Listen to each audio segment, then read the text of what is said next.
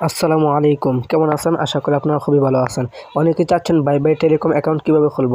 তো আমি আপনাদেরকে শিখিয়ে দিব বাই বাই টেলিকম অ্যাকাউন্ট কীভাবে খুলব। ঠিক আছে? তো মনোযোগ দিয়ে ভিডিওটা দেখবেন। তো ভিডিওটি ভালো লাগলে একটা লাইক দিবেন। আর যারা এই চ্যানেলে নতুন, এই চ্যানেলটিকে সাবস্ক্রাইব করে রাখুন। তো কথা না বলে মূল ভিডিওটা শুরু করা যাক। প্রথমে আপনার স্মার্টফোনে চলে যাবেন। স্মার্টফোনে চলে যাওয়ার পরে এখানে আছে বাই বাই টেলিকম, এখানে ক্লিক করবেন। এখানে ক্লিক করার পরে এখানে আছে রেজিস্টার নাও অ্যাকাউন্ট, এখানে ক্লিক করবেন।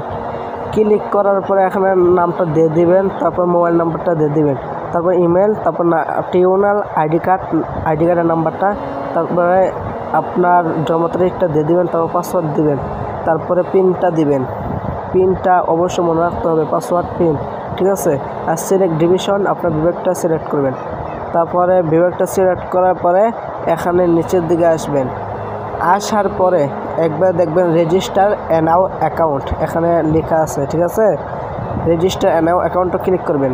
ক্লিক করার পরে এখানে আছে আপনার মোবাইল নাম্বার।